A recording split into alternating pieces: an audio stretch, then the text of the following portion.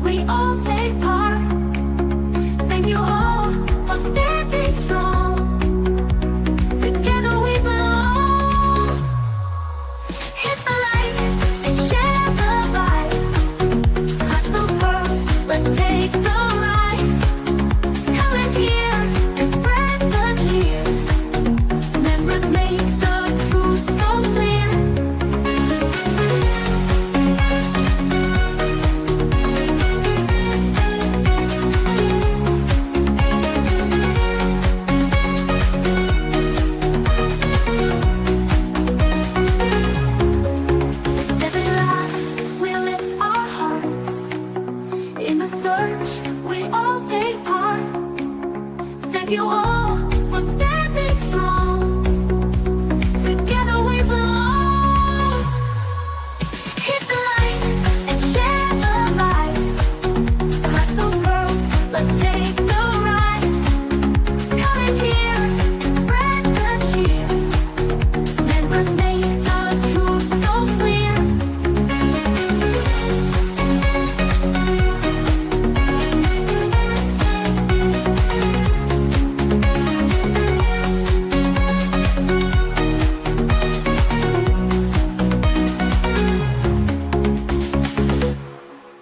The pearls were bound together through the storm and darkest weather.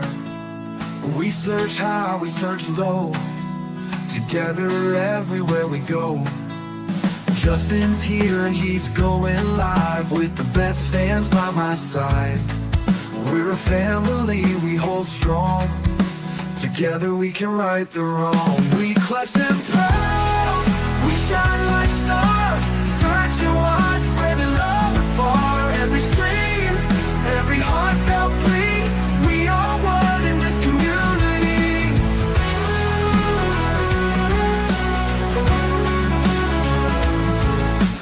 Daily grind, but we're not stopping. Pearls around the world just popping. With each view and every share, we send hope and show we care. We clutch them pearls, we shine like stars. Searching wide, spreading love afar. Every stream, every heartfelt plea. We are one in this community.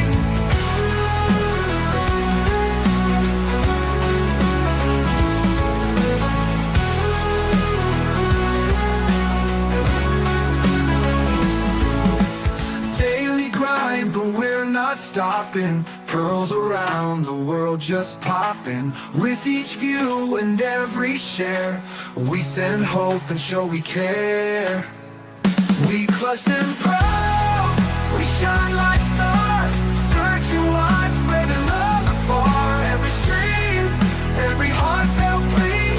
We are one in this community. In the night or in the day, girls will light and lead the way. Just as hard and no support. Together we will hold the fort.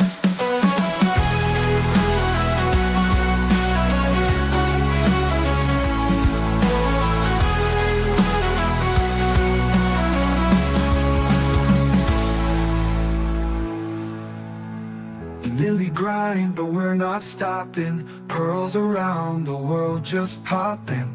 With each view and every share, we send hope and show we care.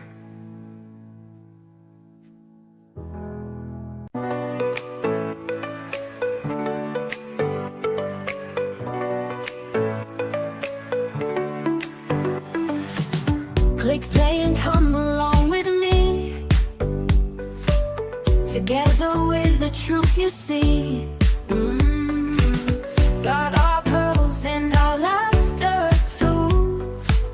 The search for facts is always new. In this place we keep it real. Classy vibes and joyful zeal. Join the journey, it's just begun. We shine brighter than the sun. Hit the like and share.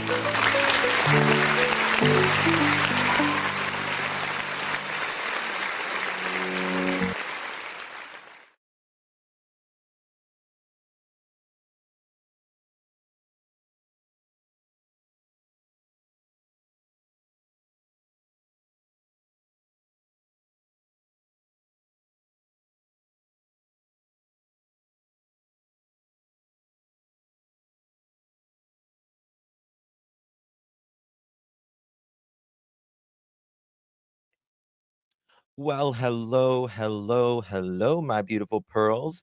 Thank you all so much for joining me.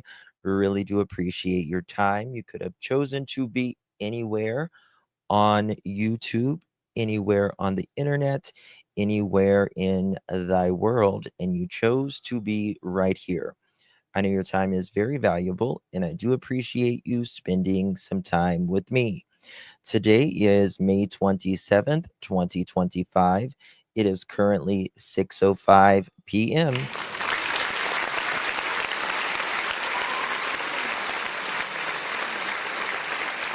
And it's so good to see you guys in here.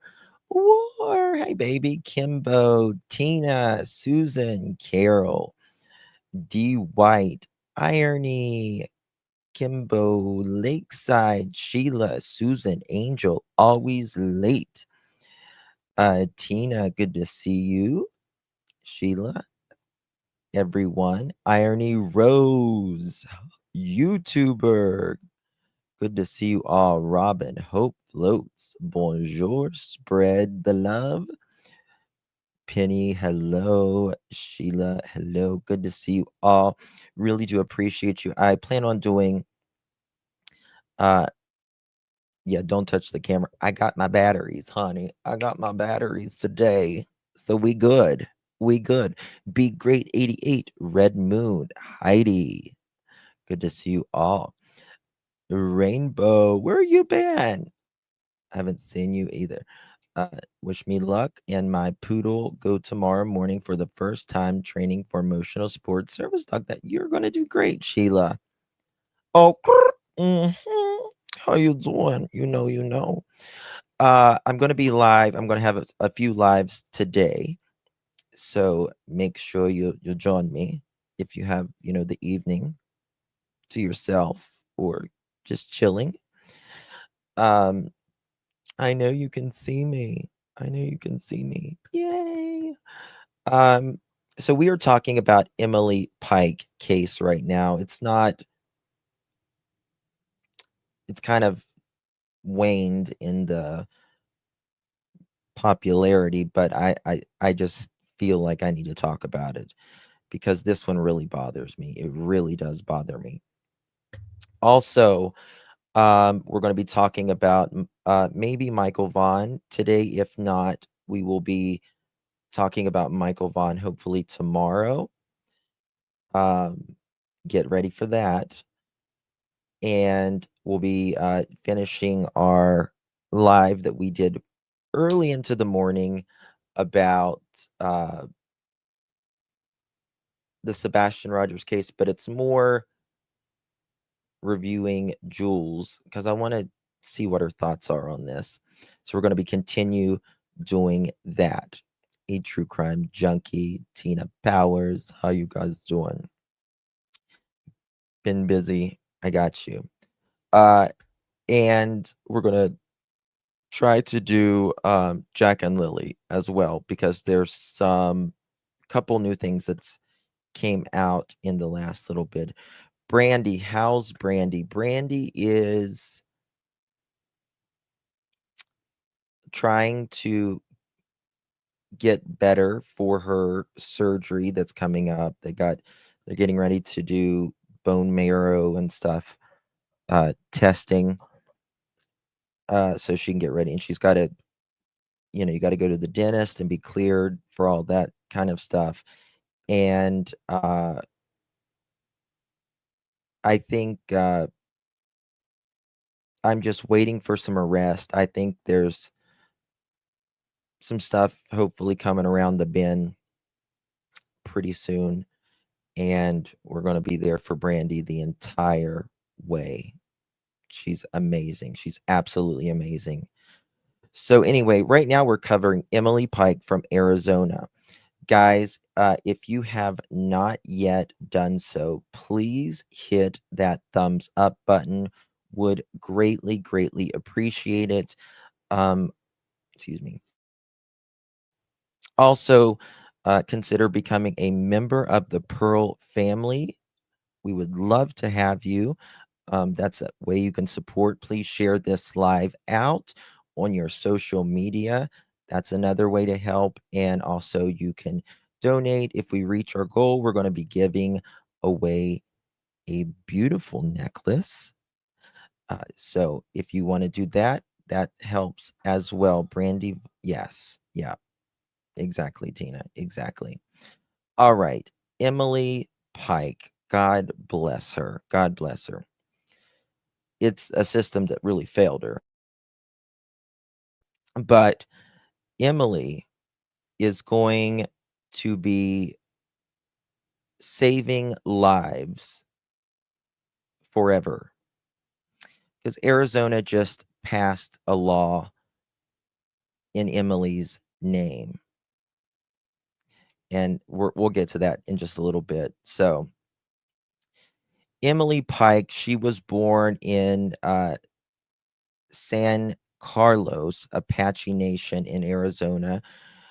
She's beautiful young lady. She was a quiet child with dark hair and deep eyes. She grew up surrounded by her community, but also the weight of systematic neglect and poverty, uh, which can be common on some of the reservations.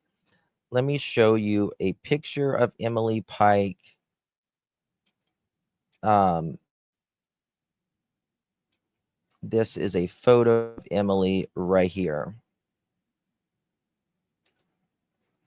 And Indigenous folks and minorities simply don't get the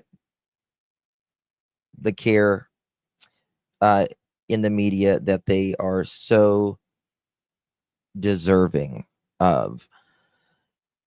And, we've talked about that. If you're not blonde hair and light skin like me, then you simply just don't get the same coverage. And that's just the truth. All right. Okay. My computer's trying to. Okay. Here we go. What just happened?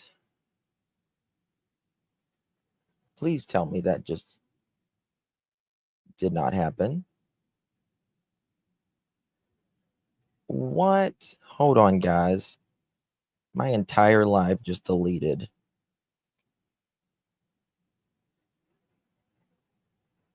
All right, give me 2 seconds. I can pull it back up, but we'll get it. Apologize,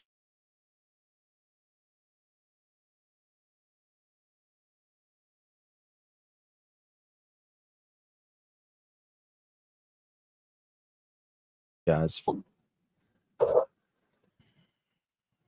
Deep breaths. Okay, here we go.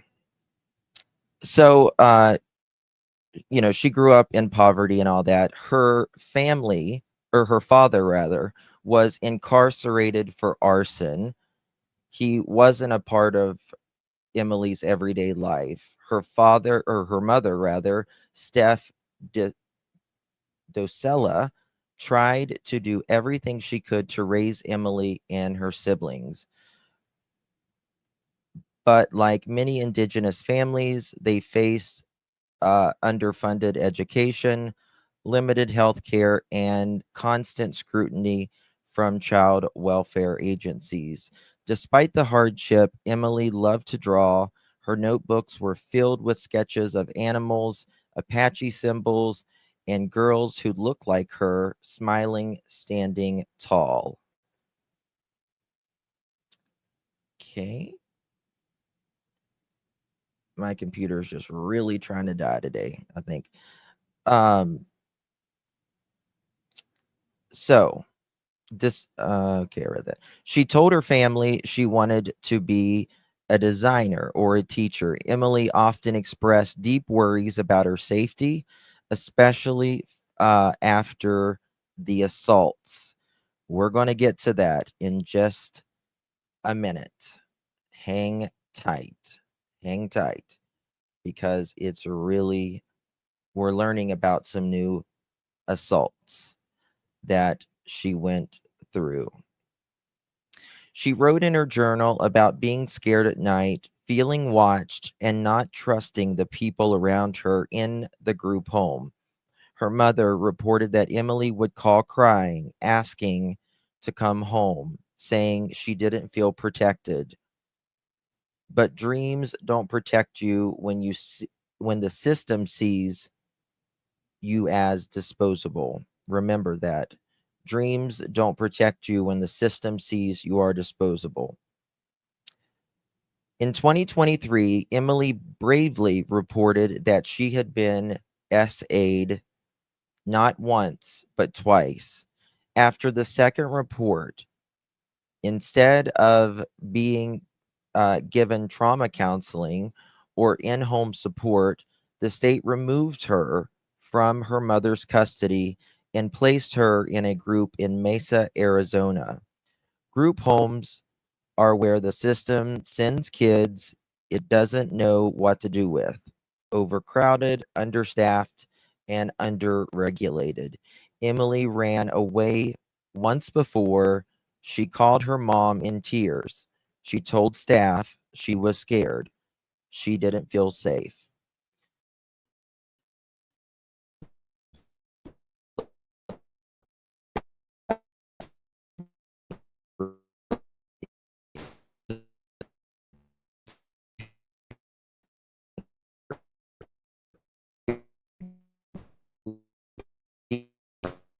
Emily alone had reportedly been marked as a runaway 4 separate times before her final and disappearance. She repeatedly told family she didn't want to return. She felt unsafe, unprotected. The Arizona Department of Children Safety launched a licensing investigation into Sacred Journey Incorporated after Emily's death, but initial reports reveal the home lacked basic supervision protocols, mental health resources, and trauma informed staff. Staff at the group home weren't even fully aware of Emily's prior trauma history, a gap that compromised her care and Emily's safety. This wasn't Emily's first group home either. She had been shifted between placements in a chaotic foster system and even eroding her sense of stability. Prior to Sacred Journey, Emily was also evaluated at a mental health uh, facility called Mind 24/7. Following one of her runaway episodes, after evaluated, she was returned to the same group home instead of being moved into a safer environment. This little girl was wronged time and time again.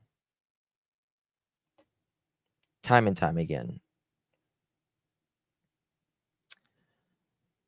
There is no public confirmed records of other long-term group homes, but her case file reportedly included multiple short-term transfers. Emily expressed distress about conditions at Sacred Journey, including being assigned excessive chores, feeling targeted by staff's favoritism, and fearing conflict with other residents. Quote, this wasn't one group home's failure. It was the failure of an entire pipeline designed to monitor but not nurture, end quote. January 2020, January 27, 2025, Emily walked out of the group home. No staff followed her, no immediate call to law enforcement. There was no Amber Alert and no public notice. 6 days later, her mother was notified, not by police, by a caseworker. By that point, any hope of locating her nearby was long gone. Emily vanished, and for days, nobody with power cared. On Valentine's Day of this year, February 14th, 2025, a worker cleaning Highway 60 outside Globe, Arizona, found trash bags. Inside were dismembered human remains, arms, legs, torso, but no hands and no ID. DNA later confirmed it was Emily Pike. Emily was last seen in Mesa, Arizona at Sacred Journey Group Home. The location where her remains were found were more than 70 miles away, near Globe, in a remote stretch of Highway 60. It is not an area Emily had any known ties to.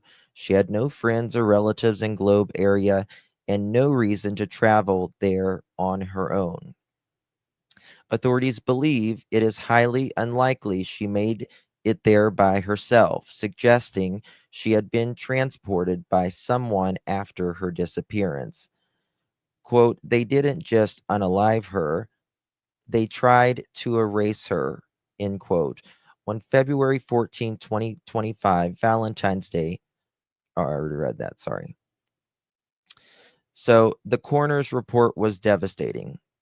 Blunt force trauma, multiple sharp force injuries, signs of restraint, post-mortem dismemberment. Her hands have never been found, possibly to prevent fingerprints identification. Quote, Emily's body told the story. No one else would. She died in terror, end quote. This poor girl. I wonder if the group home contacted the caseworker or the caseworker showed up at the home. I think it was by phone. Really, really sad. Really, really sad. All right. As of now, there are no officially named suspects in Emily Pike's unaliving. Law enforcement has not released any suspect profiles to the public. Is it Gila or Gila County, or am I saying it wrong altogether? Sheriff office is leading the investigation, supported by the FBI and Bureau of Indian Affairs and Tribal Police. Uh, Despite leads and ongoing efforts, no arrests have been made. Authorities have stated that the case remains open and active. A combined reward of $150,000 is currently being offered for information that leads to an arrest and conviction. $75,000 from the FBI and $75,000 from the San Carlos Apache tribe. Gillette County Sheriff's Office, FBI, BIA, tribal police, all involved, but coordination has been a mess. Suspects were identified but not arrested. Uh, Adjudication disputes, state versus tribe versus federal. The unaliver may be known but remains free. They say the case is sensitive and ongoing. Quote, I say it's stalled and shameful. Emily's mother, Steph Docella, is a member of the San Carlos Apache tribe. She's described as a fiercely protective and loving mother who never stopped fighting for her daughter. Despite immense personal struggles and systematic barriers, she did everything in her power to shield Emily from harm. Her grief has become a rallying cry for justice. Steph has spoken out publicly multiple times since Emily's death, appearing at vigils, press conferences, and community forums. Her strength in demanding accountability has helped ignite legislation changes and investigation into Arizona's group home system. Emily's father, Jason Pike, is currently incarcerated, serving time for arson conviction. Despite this, he has taken steps to hold the state and group home legally accountable for failing to protect his daughter. He is actively pursuing a civil lawsuit from prison. Emily was one of 4 siblings. She lived in a multi-generational household with her mother, sibling, and grandmother on the San Carlos Apache Reservation. The home was modest and in despair, with limited plumbing and a roof covered in tarps. Her siblings described Emily as quiet and artistic, someone who kept to herself but had a deep love for her family. The entire family has been active in public events, memorials, justice campaigns, ensuring that she has not been forgotten. Quote, no one protected her in her life. Her life is doing everything her family is doing everything in her death. And I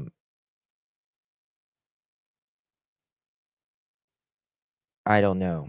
I don't know. I am certainly surprised that they have not got the person off the streets yet.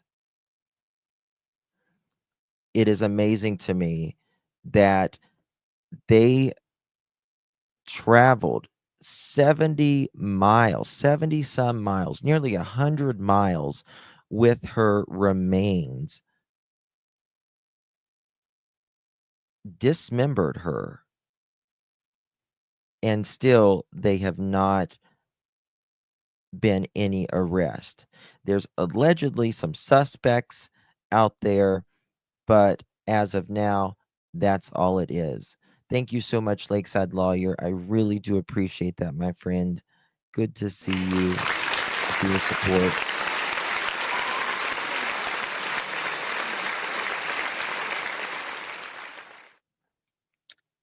It's one of those cases that really bother me because there are so many Emilys out there that deserve so much more.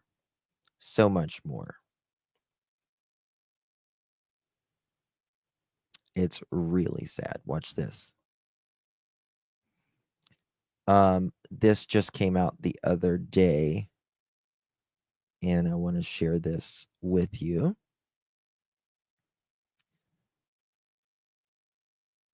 In from the ABC 15 investigators, new details about Emily, that 14-year-old San Carlos Apache teen who ran away from a group home and was murdered earlier this year. The ABC 15 investigators confirming new information about how this teen was repeatedly victimized in the months before she was put in foster care. The FBI now tells us they investigated a report of Emily being sexually assaulted near White River in early 2023 on the Fort Apache Reservation.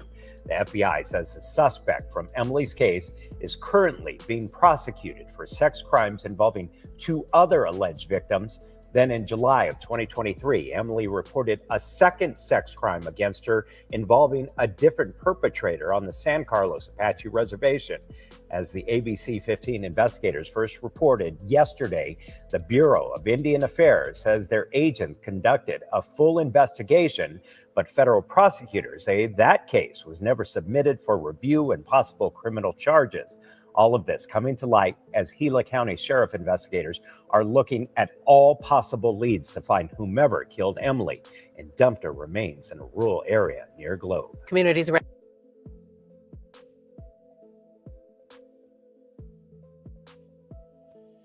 It takes all I got to just hold back tears in this case. It really does. You just have no idea why. And it makes me wonder, do they really have anything? Because the FBI, May 7th, just a week or 2 ago, puts out, they increase the reward in Emily's case. They increase the reward. So do they have anything? Or are they just giving them an incentive? I mean, it's obviously an incentive to talk, but still, it doesn't, you just think that they would be more. I don't know. I really thought there would be an arrest by now. Every year, this is from Governor Katie Hobbs. Every year, tens of thousands of people go missing who fall outside of the criteria for the Amber Alert. Right? And they don't like to do the Amber Alert a lot because, unfortunately, people get bored with a bunch of messages, and even if it's a missing kid, sadly. Or Silver Alert. Emily Pike was one of those people. Today, Governor Katie Hobbs, she signed Emily's Law, codifying a new turquoise alert that will help law enforcement act more quickly and prevent the senseless deaths from happening. So I am so glad that there's now a turquoise alert, which is Emily's alert, if you will, that will forever, it's called Emily's Law, that will forever be known as that, right? And so that's so good. Is there an issue on who handles cases between FBI and BIA? Well, there can be. There can be, right? And it's usually a power struggle that, hello, it sounds like a cartel might have murdered her. I think it's going to be either someone, I kind of thought it was going to be a white dude, 30 to 55-ish. But now I'm thinking it might be someone on maybe the reservation even. Since 14-year-old Emily Pike's remains were found, but still no arrests have been made in her case. As the search for a suspect continues, Pike's family joined Governor Katie Hobbs as the governor signed Emily's Law. It creates a new alert system for missing people, including Indigenous people. 12 News journalist Bianca Bono was there and joins us live in studio. Bianca, what makes this stand out? Yeah, Joe, this new turquoise alert system is for missing people who don't qualify for an amber or a silver alert. Amber alerts being for abducted children, and silver alerts for those above the age of 65 or who have cognitive or developmental disabilities. Officials say this is a much needed step to address the crisis of missing and murdered Indigenous people, but it remains unclear if this would have helped Emily Pike. Days after Emily Pike would have turned 15, a bill named in her honor is signed into law. This bill is named after my niece. Emily Pike's family watching as Governor Katie Hobbs signed Emily's Law with the goal of saving girls like Emily in the future. She was murdered, she was dismembered, she was tossed to the side of the road like she didn't matter. In January, the 14-year-old San Carlos Apache tribal member ran away from the Mesa group home where she had been living. And weeks later, her remains were found in trash bags more than 100 miles from the home. When Pike disappeared, Mesa police categorized her as missing/runaway and said her case did not meet the criteria for an amber or silver alert. Emily's Law establishes a new turquoise alert. To issue alerts when Native Americans go missing or could be in danger. Governor Katie Hobbs says she has prioritized addressing the issue of missing and murdered Indigenous people and began working on this alert system last fall. Every year, tens of thousands of people go missing who fall outside the criteria for an amber or silver alert. Emily Pike was one of those people. But it's unclear if Emily Pike would have met the criteria for her own namesake law due to her being considered a runaway. Mesa police declined to answer if her case would have qualified. But the language of the law says in order for DPS to authorize a turquoise alert, a missing person between the age of 0 and 65 must have gone missing under unexplained or suspicious circumstances, and law enforcement must believe the person is in danger or in the company of a dangerous person. We asked if someone law enforcement labels as a runaway meets those requirements. In and of itself, a runaway isn't necessarily a crime or a suspicious or unexplained circumstance, but again, if the circumstances are suspicious or unexplained, adding that to somebody who maybe ran away might actually I would say, tip the scale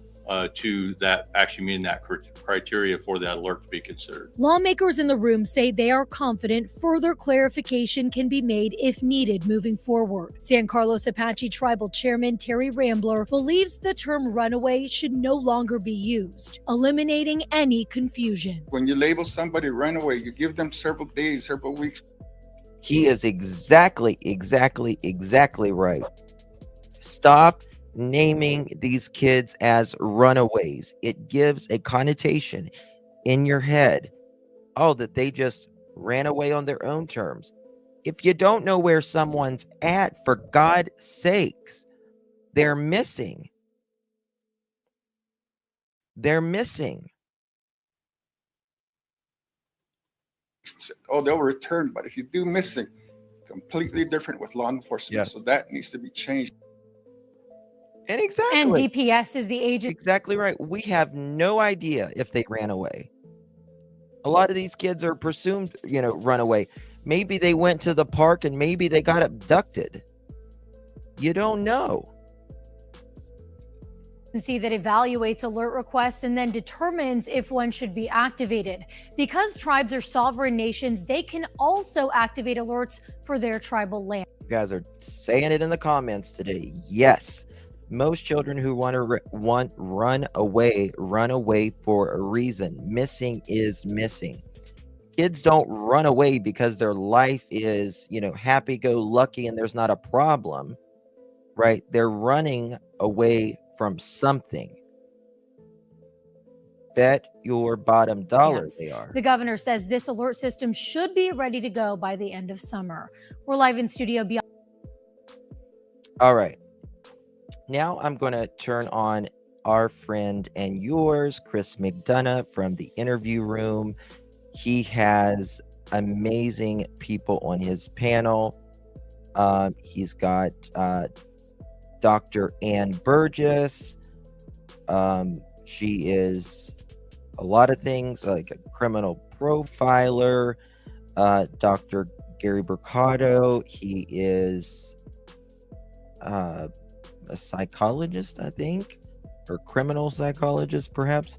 FBI profiler Greg Cooper and Dean Jackson of the Cold Case Foundation. And first, I just want to say to Chris, he has done amazing work on the Indigenous missing people. There is so many Indigenous people missing here in the United States and in Canada. It is shocking. God, it makes me emotional. This case does. It really does. This poor little girl, and there's so many Emilys out there. So many. Thank you so much, Broke. I appreciate you. Even if they do run away, which is common, they can't stay away without the help of an adult. Predators prevent these kids from returning home. Abso-freaking-lutely, Broke. Absolutely. And it's got to stop. They need to hand these predators sentences that actually matter. This is a little girl who was found fucking dismembered without her hands. These are human beings. These are lives. It's too much. Thank you for your support, Broke. I appreciate you, my friend. All right, we're going to listen to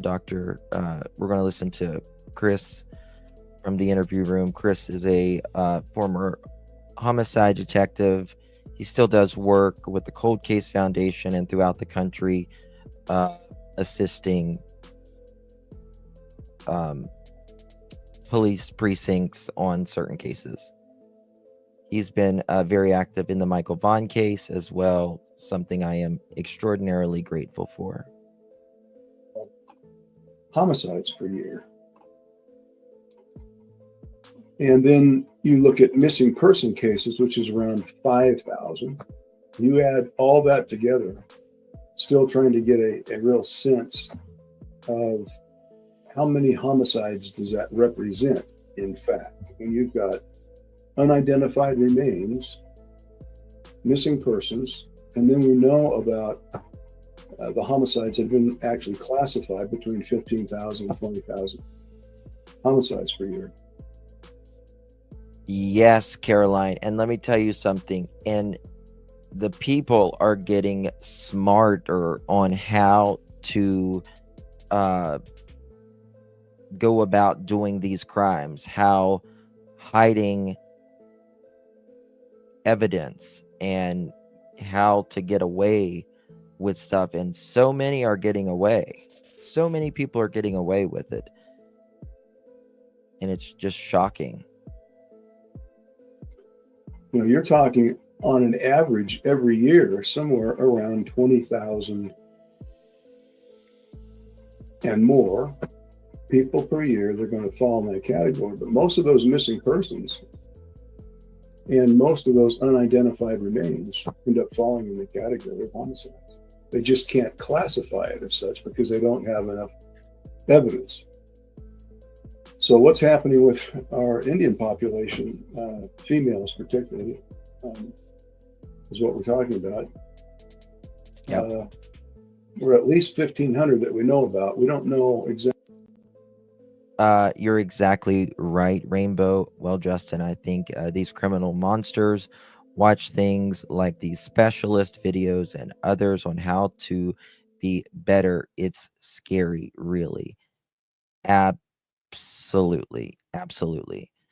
I am taking classes right now for profiling and statement analysis, and that's something that they've talked about, you know, because now it's just a world full of technology and everyone breaks everything down now.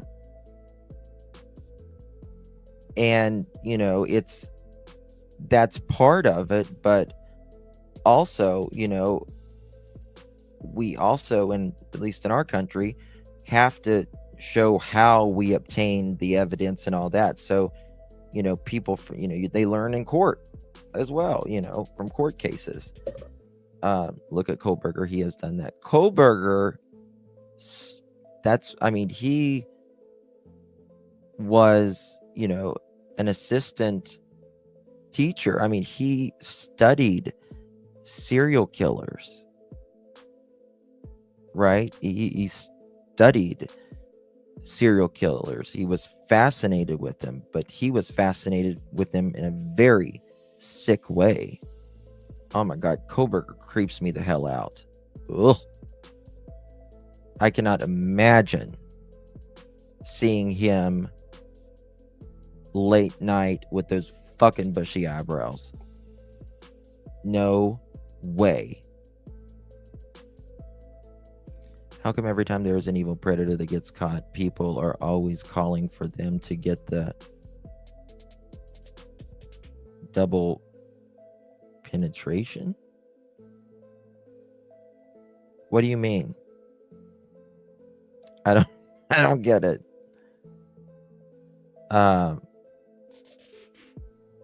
When I think of penetration, that's not, I don't know. I think of a different something else.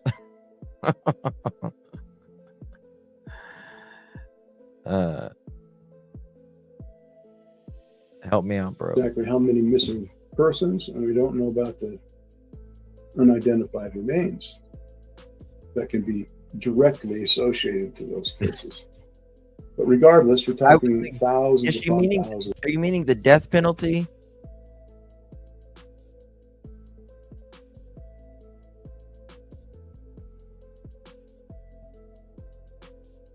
You're thinking the death penalty? Well, we're Americans, so we, you know, Canada is much different. And, you know, the death penalty is becoming less common in America. We're one of the very few Western countries that still does the death penalty. And I've actually thought about getting experts on my panel before, a pro death penalty and an anti-death penalty, and speaking to them both, because I have always thought I am pro death penalty. But then I was reading and I thought, well, maybe I'm not as much.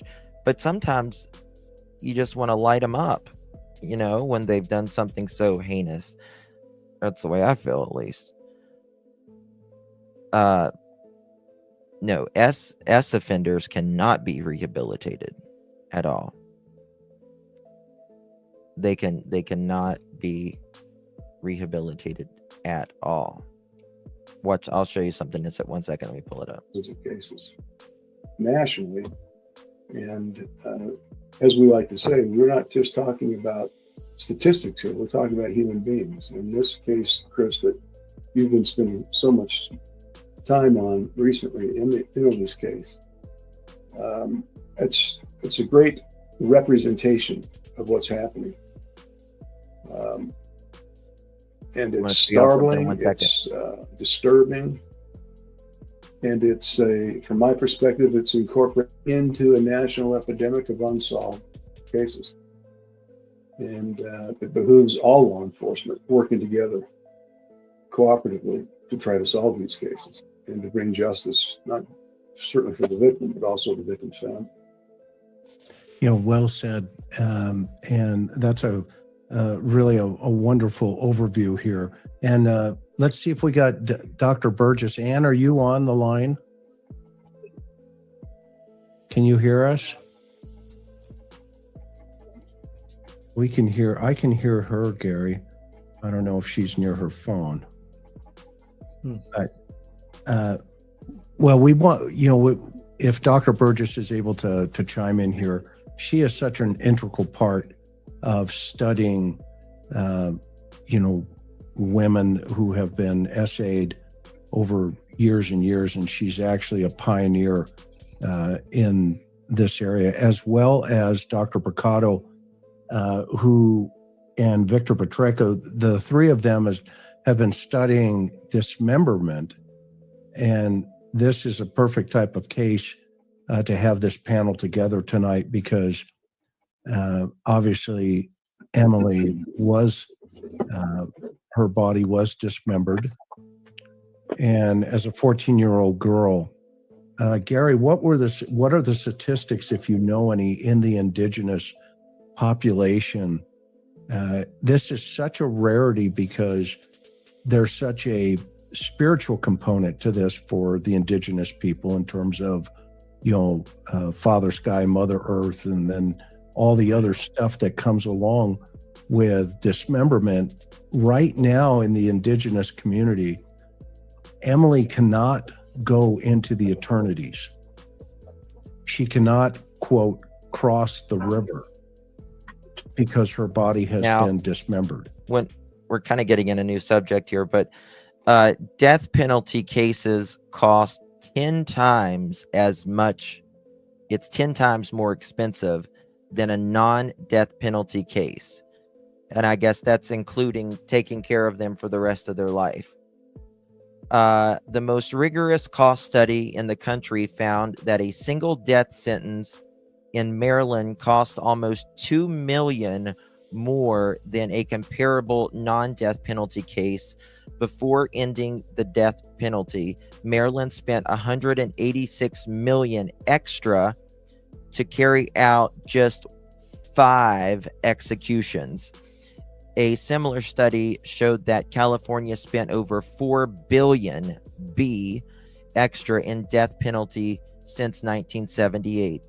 A study in North Carolina looked at cases in 2005 and 2006 and concluded that repealing the death penalty could save the states nearly $22 million in just 2 years. Most costs associated with the death penalty never appear as line items in any budget. Instead, they are buried in a thicket of legal proceedings and hours spent by judges, clerks, prosecutors, and other agencies. In the time it takes to pursue just one capital case, law enforcement could investigate, prosecute, solve, and prevent scores of other crimes, they say. Why does it cost so much? The death penalty process is more complicated because a life is on the line. Capital cases involve more lawyers, more witnesses, more experts, a longer jury selection process, more pre-trial motions, an entirely separate trial for sentencing, countless other expenses, racking up exorbitant costs before a single appeal is even filed. Most death penalty trials are found to be significantly flawed, which leads to 68% of cases to be overturned. According to a Columbia Law study, when prosecutors continue to seek the death penalty after the death sentence has been overturned, taxpayers have to pay for it, not just one, but multiple capital trials. So, pros and cons of the death penalty, right? Pros, it's retribution. They say it's a deterrence for other people. I don't find it a deterrence. I don't think it is. Closure for victims' families. Some victims' families, they want that. And I feel like it should be up to the families, to be honest with you. 100% chance that they will never reoffend again. If they're dead, it eliminates the possibility of escape or parole. Cons: wrongful executions, racial and economic bias, expensive legal process, no proven deterrence. Studies are inconclusive or show no deterrent effect. Unalivers aren't reading court stats before they unalive someone. Moral hypocrisy. Some argue that you can't condemn unaliving with unaliving someone else. It turns the state into a killer with a badge.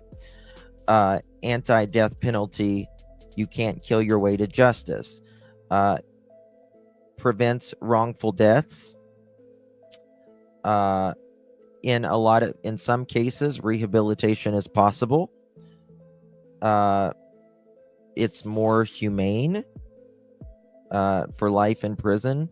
A society judged by how it treats its worst. Ending a life is the most extreme act a government can do. No global credit. The U.S. is in bad company with other execution-happy countries like Iran and China. Most developed nations have abolished it. Americans generally support the death penalty. It's more affected in the region you live in, though, on how you specifically believe. Housing someone for 60 years can cost serious taxpayer coin, though, as well, especially if they require medical care.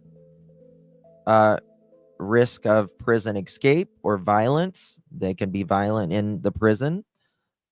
Lack of closure for some families. Not everyone finds peace knowing that the unaliver is still breathing, eating, and aging. Many may be seen as weak on crime. Politicians avoid the death penalty, can be painted as soft opponents regardless of their actual record. Endless appeals drag out justice. Even without the death penalty, appeals can take decades, prolonging pain for the victims' families. More pro death penalty. Public opinion still supports it in some regions. Many Americans still back it, especially for the most violent crimes like mass unaliving, child R, and terrorism.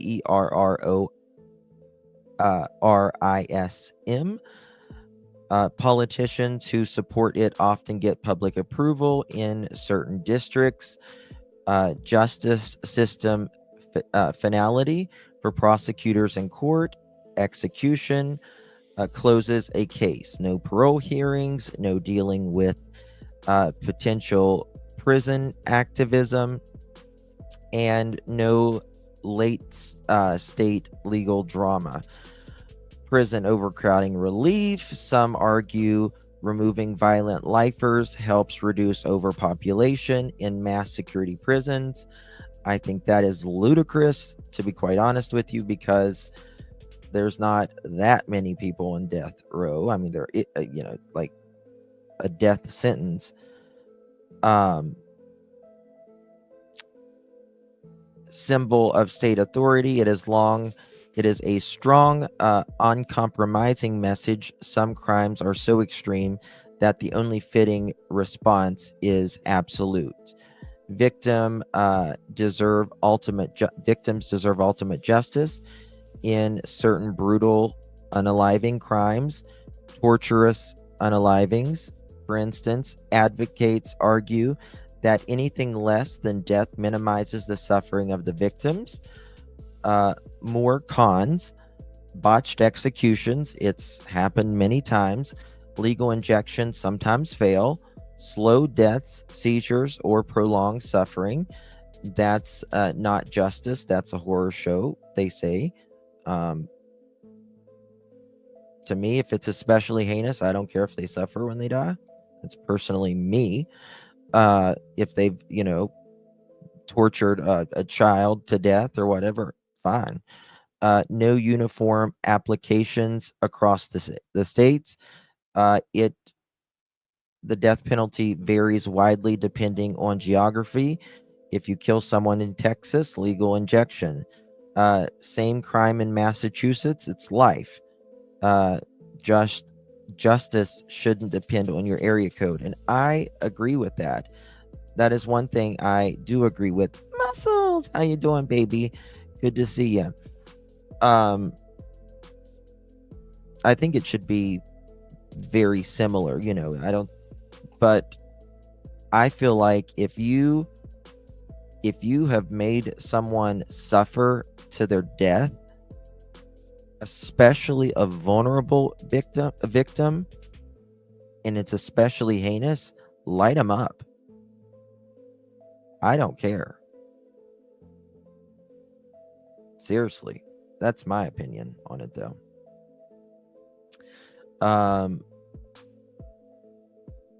Let's see here. International condemnation. The U.S. gets flack globally. Human rights groups routinely blast execution as outdated and inhumane. It doesn't heal the trauma, people say. Studies suggest execution don't significantly reduce PTSD or long-term grief for many victims' family. More pro-death penalty. Life without parole is harsh enough, people say. A small cell, 23 hours of lockdown, no hope, no freedom, no dignity. Many argue that that's a harsher, more defensible punishment. Evolves with society. The justice system evolves. Bans on child execution, juvenile life sentences, and mentally ill reflect progress. The death penalty doesn't fit that evolution. Religious objections. Many religious leaders and faiths, including Catholic popes, oppose it on moral or theological grounds. Quote, "Thou shalt not kill" applies to the state too. Potential for clemency with life sentences. Their time to uncover evidence, grant pardons, or even see a chance in public understanding of crimes such as mental illness. Focus justice on healing, not vengeance. Some victims' families choose restorative justice, advocating reform over revenge. I really feel it's up to the family. That's what I feel like. I feel like it's you had our family member's life in your hands and you took it, or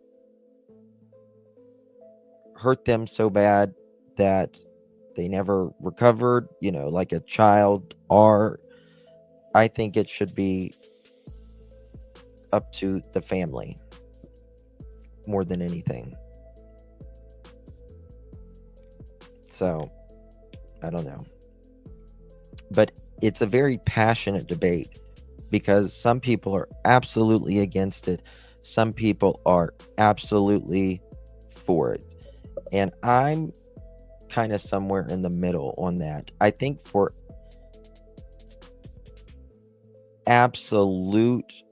the harshest of harsh crimes, it should be up to the family. So it's very complex, Laura. It's very, very complex. And I don't think there's just one general answer for everyone. I wanted to see what was it, Broker Rainbow. One of you was talking about it earlier, and that's how I got on the subject. I think a lot and can't believe no one has been caught. Yep, that criminal. Sliding in late. Love you, Canadian cookie. Canadian cookie to the office, please. Canadian cookie to the office, please. You're being paged. We need a late slip for the Canadian of the cookie. How you doing, Canadian? But I feel like in Canada and the UK, they give lighter sentences than they do here in the United States. But I also think in the United States, we give much too harsh sentences in a lot of cases for non-violent crime. I don't think you should be in prison for 30 years for coke. I just don't. Or name the drug. You know what I mean? I just think it's I just don't see why someone should, be in jail for 30 years for, I mean, there's people in jail for, weed, that used to go to prison for weed. You know what I mean? And I think how they stack the sentences, right? You'll get a charge for this, it'll be 1 to 5 or 1 to 3, and then you'll get charged for this and it'll be 10 to 15. And then, it's one thing, like one time, but they've charged you with multiple times, and you end up getting 30 years for something pretty stupid. You know what I mean? So I think that's, I think we're way entirely too harsh on that a lot of times. If on death row, then sit there for 30 plus years is absurd. And that's the thing, right? Hell, a lot of the people on death row, they never get they never get death row because they end up dying because there's so many appeals and stuff. You know what I mean?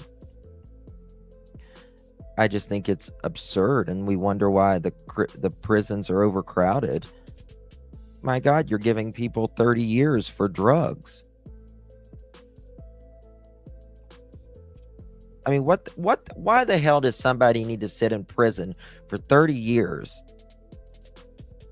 for drugs? It's not violent.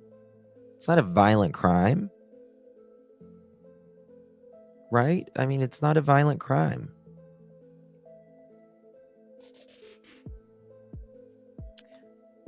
small amount of possession is one thing, but trafficking has become very lucrative for many.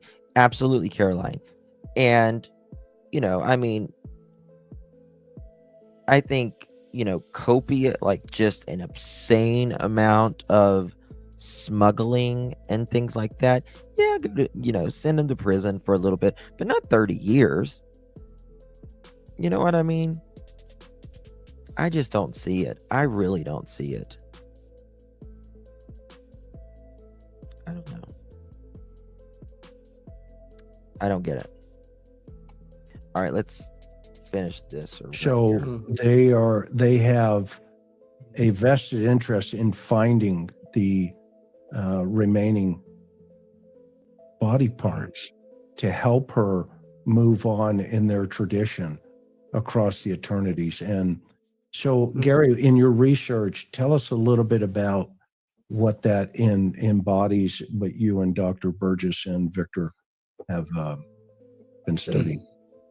Well, first of all, you had mentioned earlier, Chris, that I had been affiliated with Columbia, but I've been away from Columbia, out of there for some time, and my current affiliation is Boston College, where Victor and Ann are, and we conduct research on two things that are pertinent to the discussion tonight. One is dismemberment cases, and the other is crimes among Native American victims.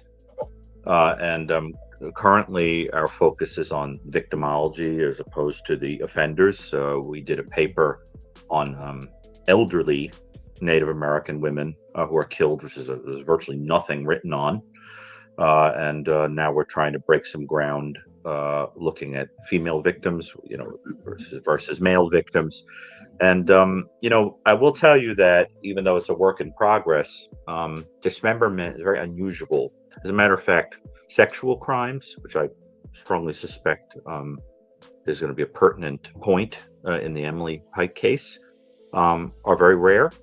Most of what we've seen are cases of native on native personal gripes or drug-related offenses, gang activity, things like that.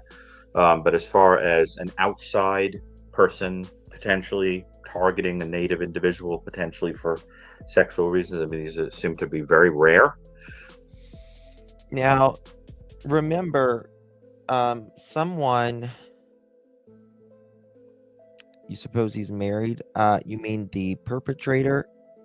Perhaps, like, who did this? 185. Thank you for being 185. Please hit that thumbs up button. Y'all really do appreciate it. Consider becoming a member of the Pearl family. We would love to have you. And it has raised a question for me personally, which is that, and I've been discussing this with Ann, just that you remember the serial killer study that had been done by people like John Douglas and Ressler and Ann. So I don't one think of their so. findings being that serial killers tend to hone in on their own racial categories. I have been asking the question, is that going to be true when the victim is native? I'm not so sure. I suspect that this population is picked on partially because of their invisibility, which makes them a pool that is very ripe to be preyed upon by people who are looking for unseen people to take advantage of. And so I think that's a question that may affect profiling in the future if we were to come to some conclusion about that. I'll say very quickly about dismemberment that Ann and Victor and I used the definition that Ann and Michael Stone and I had come up with to distinguish dismemberment from mutilation. It's very important to do so because we found that they have very different motives. And when dismemberment happens, our work tells us that it's mostly to get rid of identifying elements of a body. Right. It is most. And, people, especially serial unalivers, they used to specifically dismember people's hands or identifying features like tattoos, scars, their head. Now there's DNA, right? So But people, I will say, even today, for some reason, people that dismember hands and heads and stuff like that, they have a harder time catching them. Actually, a defensive process. It is not part of the sexual thrill. It is sometimes done by people that are very psychotic, that are butchering a body or are eating the body or things like that, in cannibalism cases. But for the most part, it's done because you want to get rid of things like teeth, fingerprints, tattoos, things like that. And so the statistics would suggest, for example, that Emily's hands and arms might be missing because somebody was concerned about identifying information or perhaps DNA that had been clawed from the attacker under the nails of the victim. So we'll see. But that would be a very organized thing to do, and done by somebody where this is not his first rodeo. I think we found that to be characteristic of repeat offenders who have learned to cover their tracks to outpace DNA technology. Got it. Anne, can you hear us? I guess Chris, not. I think I may have. Do y'all think whoever did this to Emily, do you think this was their first time or no? 1, if you think it's their first time. 2, if you don't. Put a 1 in the chat if you think it's the first time. Put a 2 in the chat if you don't.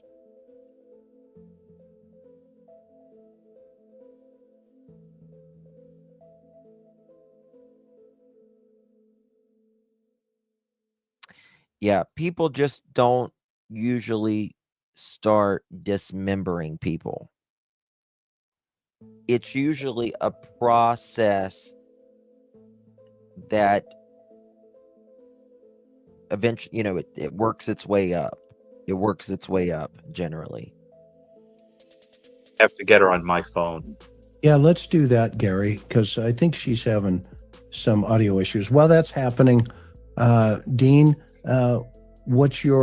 she's calling me again. What's your weight here? Let's see if this I agree, works. Lakeside. I agree. Anne, can you hear us? Dan, Can you hear me? Yay! Yeah, there you are. How are you? No, I just wanted to pipe in and say there was one other, listening to Chris talk about the ritual and so forth, and knowing that that Emily had been placed between the 2 reservations, which makes you kind of suspicious about the motive and the feelings that whoever did this had for the. Carmelita says, I think he's a native. That's a desolate area. It really is a desolate area. Anne is brilliant. Yes, she is. I think this is someone, I don't know. I wonder if this is just someone who knew Emily was vulnerable, down on her luck, didn't have transportation, and did this. There was obvious restraints in her coroner report. So I think this individual took her to his place. May have kept her for a while even. Dahmer stored his in freezer. Yeah. Yes, indeed. So I think it's very possible. The Indigenous. I wonder if not having the hands and the arms, meaning she's not completely whole, would be another kind of mark against the Indigenous. Because that's maybe I can help. Says where was it? He knows the area, in my opinion. Definitely knows the area. This is someone that would have to know that area, that it's, kind of out in a desolate area. Justin, didn't someone online want to meet up with her?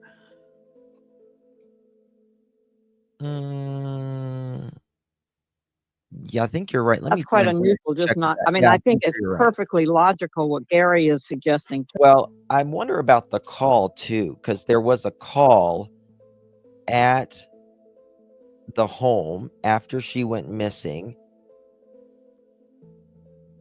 Let me find out about that. Hold on one Too. second. But there could be an alternative if this turns out to be a non-Indian. Interesting. So do you think that maybe would be like, are you suggesting maybe insulting the tribes? Yeah. Yes, it could be. I mean, that's just one, if because she wasn't on the reservation. So when our data did show that it tended to be the same interracial when it's on the reservation, but she wasn't on the reservation when she was taken. Interesting.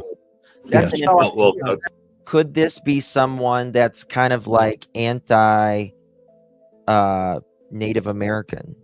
You know, they hold a bias or some sort of kind of racism. Do you think that's possible?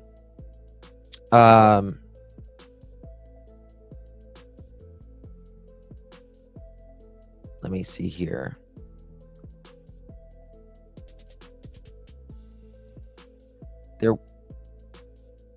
One second. It's still not ready. I'm looking for something. Chris, I'll just add there that in the literature, what Anne is talking about is called communication dismemberment, which is where the purpose is a message, and that is more common in gang activity. But it is possible and I think if you're dealing with different tribal groups, it may hold over, it may work. Okay, so the group home where Emily Pike was staying did receive a call related to her disappearance. On February 2nd, 2025, the home received a voicemail from an unknown individual claiming that Emily was with her mother on the San Carlos Apache Reservation. However, the voicemail was not retrieved until February 7th, 5 days later. Upon investigation, Emily's mother confirmed that her daughter was not with her and that the information was based on an outdated social media post. I'm still wondering about that. I still wonder about that because that makes me think someone that knows Emily's mom and Emily may have done this. You know what I mean? May have done this. This delay is in retrieving and acting upon voicemail highlights significant communication lapses within the group home's operation. Additionally, the Arizona Department of Child Safety reported that they were not promptly notified by the group home or the San Carlos Apache tribe when Emily was reported missing. This lack of timely communication further underscores systematic failure in the protocols of handling such crucial situations. That's something. In my opinion, it was someone that knows the native culture of the tribes and reservations in that area. Absolutely. But, that could be potentially anyone as far as, if they're from that area, they probably know a lot about, the Native American tribes. Work the same way as gangs. Right, and that's something Jeff Wood, I had asked him about this, and he said he thought it was more likely not to be gang, but it could be, and that could certainly fit in if indeed. His feeling was that what would she do? What would her killing her mean to the gang? She was not. Usually, there has to be some plus to it, and he didn't feel that a 14-year-old would, who they didn't know, would be necessarily of a plus for them to kill her for initiation or something like that. He thought it went more for a serial type offender. Interesting. So, Dean, what's your initial thought? And by the way, everybody, if you don't know Dean Jackson, Rainbow says, sounded to me like this was a very personal thing, or they really feel the need for control. I have heard of cases where kids were unalived in such a way and the killers didn't know them. This killer wanted her found, right? Otherwise, they wouldn't have laid her in an area where people pull over, they do hugs, DRUGS, and they will park their camper and they will do, get ladies of the night, and do things with them in that area. So this person wanted her to be found, right? They wouldn't have just laid her out in a trash bag underneath a tree there. So if he didn't want her found, right, he would have put her in a much more secluded area.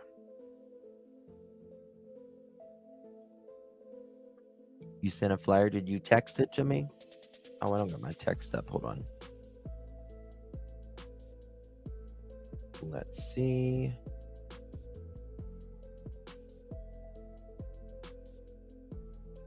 Did you text it to me?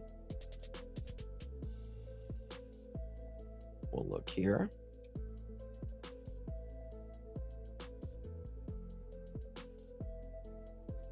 Two seconds.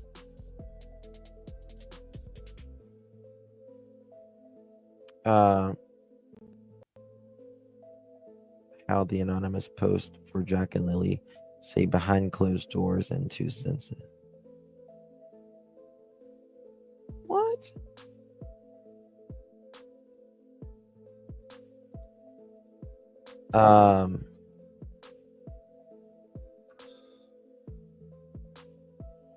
Why are people are posting stupid?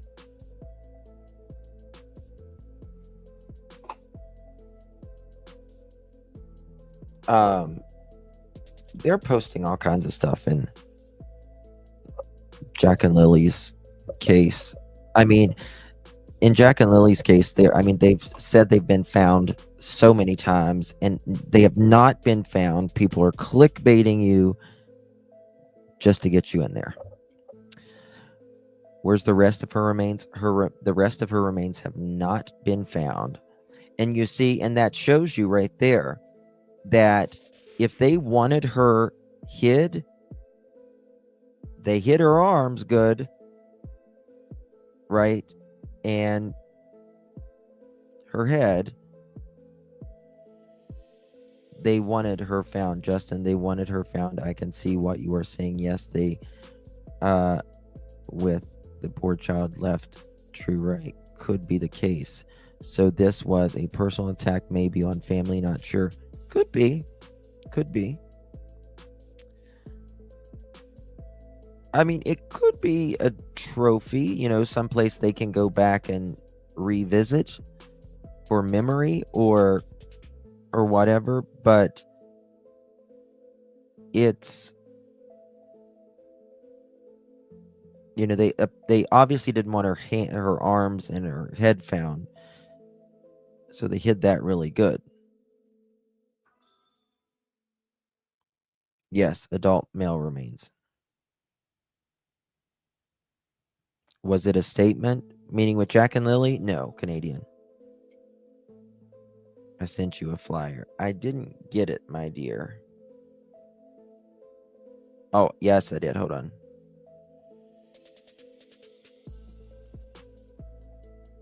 I've seen this, I think. Right here. Missing Jared McCulloch, Knox County, Indiana, Sheriff's Office. 2020 GMC with 2 dogs found on Wabash Road, Indiana, Illinois state line. Last seen wearing brown Carhartt jacket, faded blue jeans. blue shirt, dark Skechers, white sunglasses, dog tag, necklace. Huh.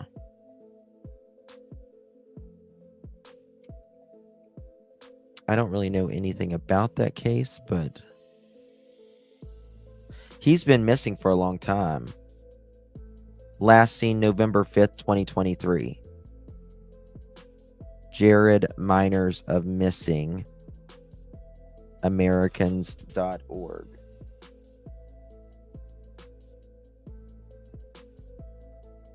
So why was Emily punished?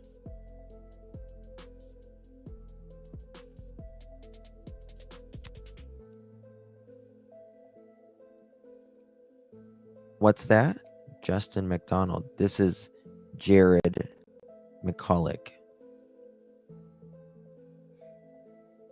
Is where the adult remains were found this week. I know. Yeah. Yeah, I've got information on it when we go live about that here in a little bit. They have 2 in jail for the body that they found. Yeah, they haven't found Lily or Jack.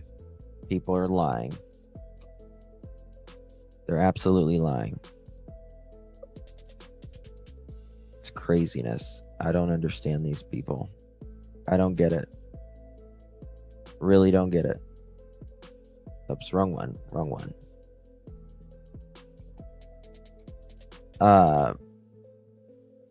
Okay, let's continue. Emily was put in custody, not the offender. Yes. Yeah, she was in a number of homes. He is. Oh, you mean after her SA? Yeah, you're exactly right.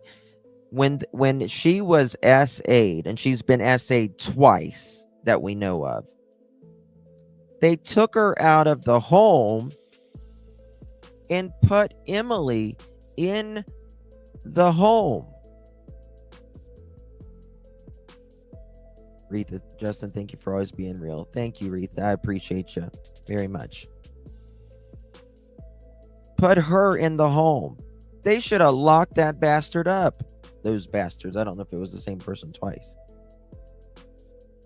It's just crazy. Oh, God, what did I do? Okay, here we go. Also an amazing human being. And he has been on this problem from day one with Greg and the Cold Case Foundation at all these trainings and training these individuals. But Dean, what say you initially here? And then I'm going to just kind of give a little PowerPoint for the panel here and then show some video. She comes here all the time. Sheila, if she wants to get in contact with me, we can do a live for her. Of the areas that we're talking about tonight. Go ahead. Well, I guess the only thought I was having is if it's true related to what you were talking about earlier, that not being whole keeps her from being able to travel right into the next phase, then I'd be curious to know. I mean, that seems like an area where, dismemberment, I think where we tend to go is what has already been discussed, and that is to really protect people from figuring out the identity of the person and helping them to get caught. But if it's outside of that, then it might be interesting also to kind of consider if it's somebody who is part of the tribal community, who has a reason to try to keep her from being eligible to travel on. I mean, that would be one of the thoughts I would have. And I think what Ann's talking about when you talk about somebody who's not part of the community, that's another piece. So I think there's maybe some different ways, to look at it. It is interesting that, because I'm assuming everything else has been found except for the arms and hands. Is that correct? Yes, that's my understanding. Yeah. So the only other thing you could look at maybe would be, and here again, we're trying to get in the mind of the perpetrator. Is there something they're trying to if we think in terms of the afterlife or whatever, create a limitation. But I think my gut says I want to kind of lean more towards just a reason to keep her from being identified, or to help read. That would be where Yes, my Lisa, first. this is Chris thought would McDonough from go the to. interview room. Yeah, Well, Dean, does it make sense to you that if the goal was this symbolic prevention of progression into the next life, that you wouldn't butcher more of the body? Yeah, I mean, Legs, torso, head, the whole. it would seem like if that's the goal, then if that's the ultimate goal, I guess the other question is it, are they, when they are found together? You would think if that's the ultimate goal, then there would be much more, and it would be spread all over the place if that was part of that goal. But it's also going to fall in the same category of trying to protect the identity, right? Because a lot of times bodies that are dismembered and then scattered in multiple places that's part of in some of those cases. So a little background information. Greg, did you have something you want to say? I'm Just sorry. a question there, Chris, about. I'm going to I'd show have you know where she more was about found. The way in which she was dismembered and how Yeah. sophisticated it was. Because what you're talking about here is the difference between dismemberment as a result of MO, modus operandi, versus signature, right? Yeah. And signature is more suggestive of the symbolic. Oh, wow. aspect Hold that on. Gary has Hold on a second. alluded to. And This is new. This is new. This is new.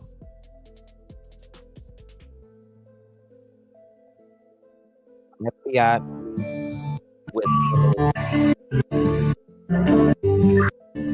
It's Karen from the interview room. New details are coming out about Emily Pike and the heartbreaking violence that she endured in the years leading up to her murder. Also, there's news this week that her family met with federal officials to bring national attention to her case. Emily Pike is the 14-year-old Arizona teen whose remains were found back in February off the side of a highway.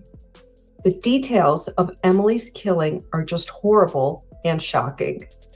She was found dismembered and put in contractor trash bags and dumped off of US 60, a remote highway about 100 miles north of Phoenix.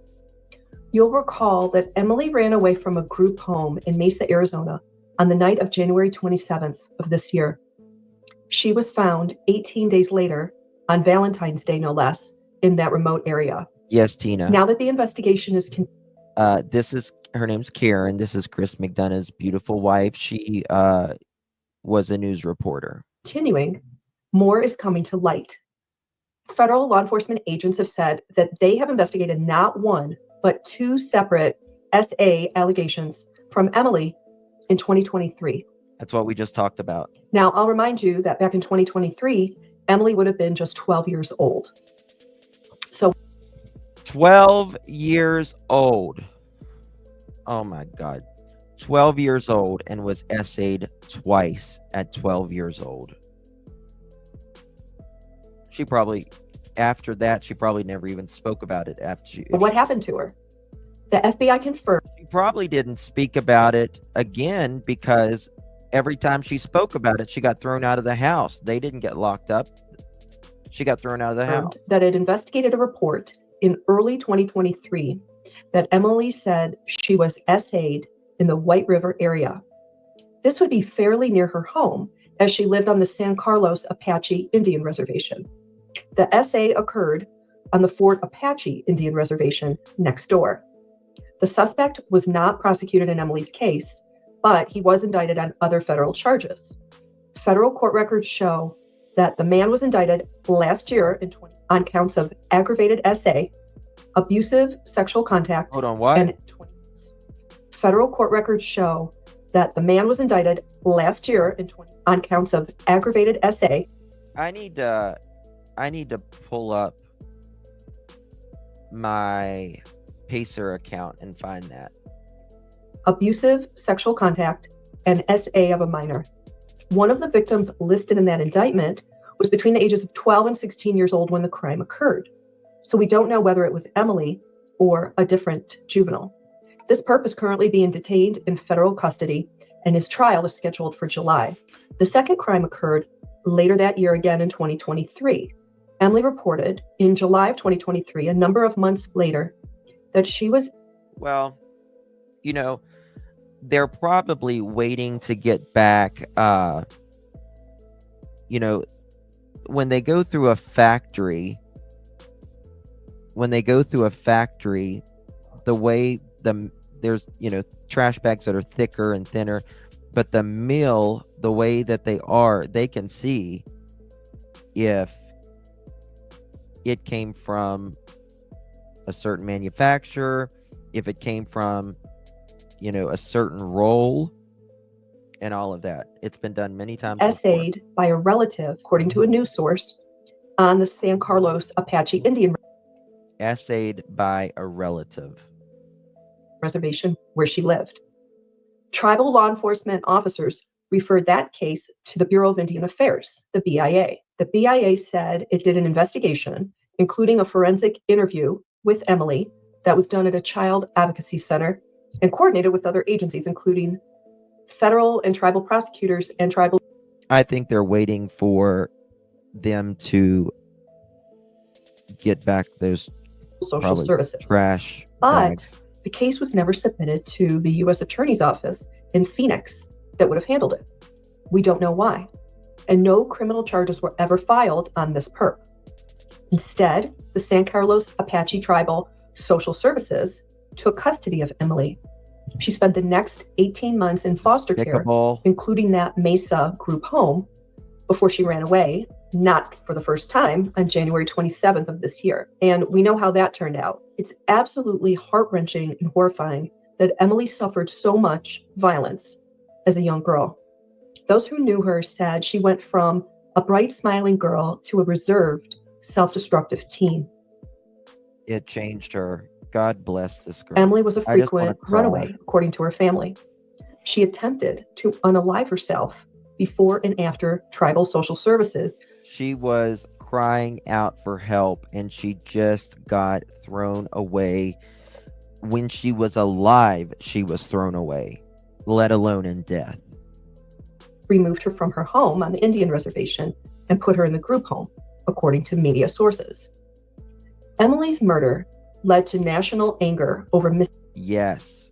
So only done on the reservation and not passed on to federal authorities. And let me tell you, there is a lot of things that happens on these reservations that are unchecked and unnoticed, and that's because it's their land, right?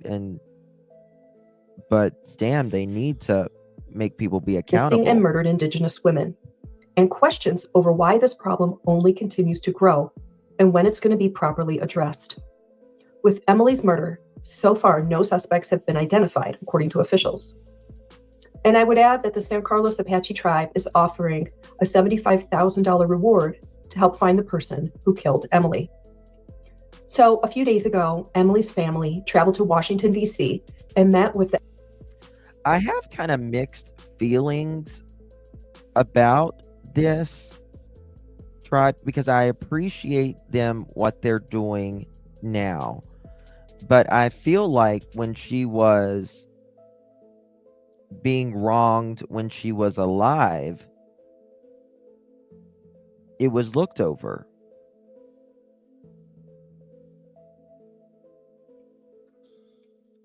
Right? Because they didn't pass it along. The FBI Director, Kash Patel, and the Secretary of Interior, Doug Burgum. So why the U.S. Department of Interior? Well, because the Bureau of Indian Affairs, the BIA, is an agency.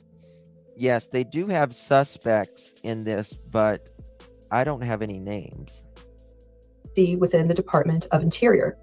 It's the BIA's job to work with tribal governments and tribal members in the administration of law enforcement and justice. Now, I want to read something from the BIA's website under Missing and Murdered Indigenous People. It's a separate division. You may not know that 84% of all Native American women have experienced violence in their lifetime, including 56% of them who have suffered SA. That is a staggering statistic. Overall, more than 1.5 million Native American women have experienced violence in their lifetime. I think the actual numbers may be much higher than that, sadly. So let's talk about realistic expectations for Emily's family.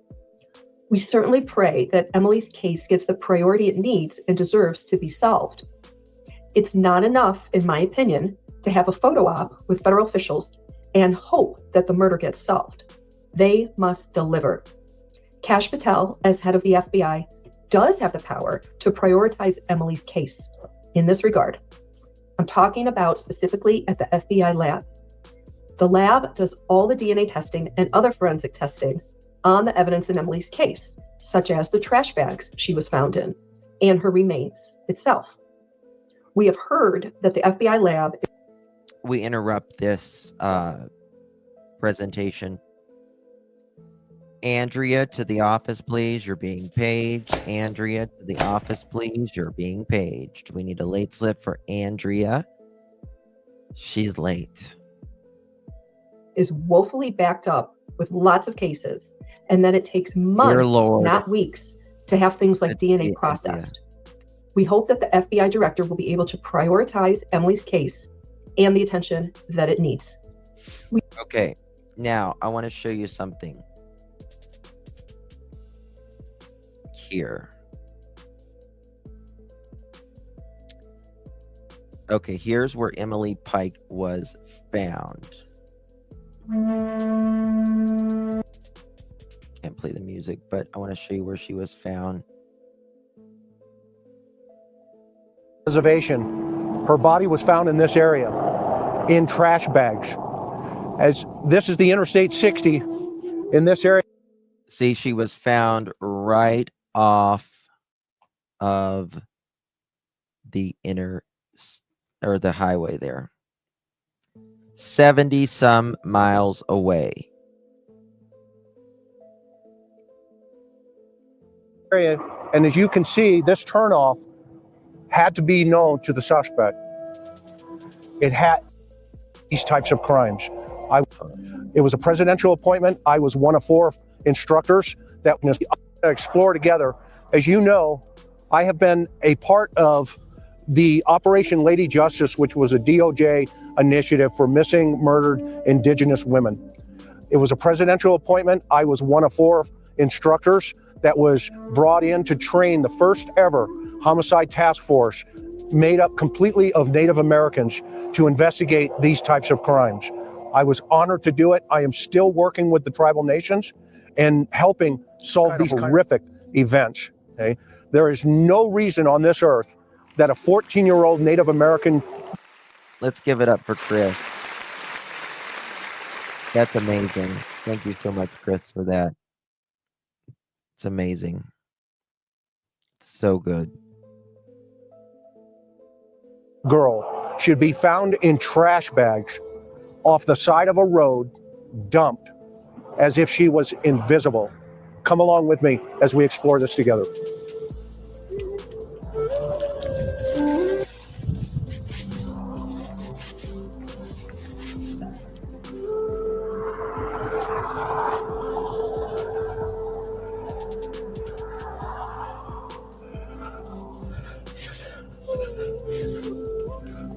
This area, this is a fire road here, so you would really... Hey, Sheila. Where is this? Where did this take place at?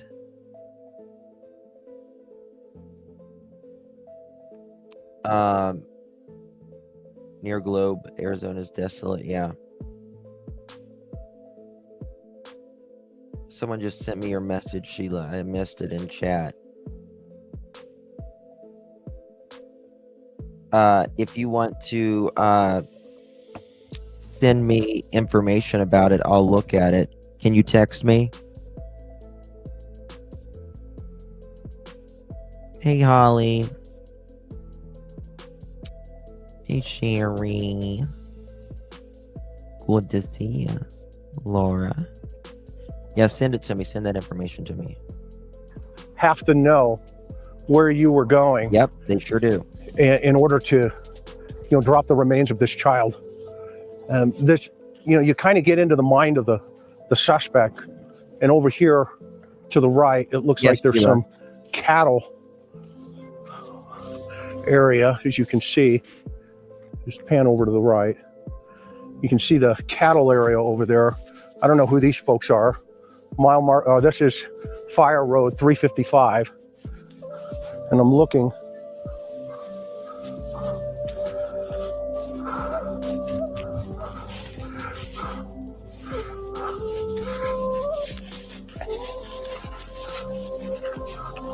This area looks like it's a camping area for people, because there's a little fire pit here off the side of the road.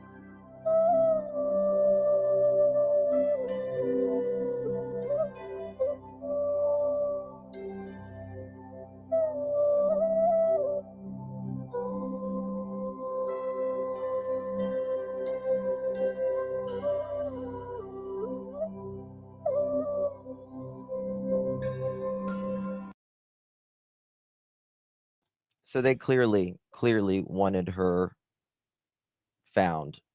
Otherwise, they wouldn't have done it right there, right beside the road at all. It's very sad. We're going to keep you guys up to date with this case. It's, not a lot of people are talking about it, but it's something that really saddens me a lot. Quite a bit. Thank you guys all so much for joining me. Really, really do appreciate you. I will be back in about 30 minutes from now. I need to run to the store and get me some Diet Pepsi, and then I will be back live. We're going to be talking about Sebastian, and then we're going to be doing a live on Lily and Jack as well. So I'm here all evening. Thank you all so much for joining me. I really do appreciate you. I love you guys. Give me about 30 minutes. I'll put up the live here in just a few minutes. Thank you guys. Much love. Bye-bye.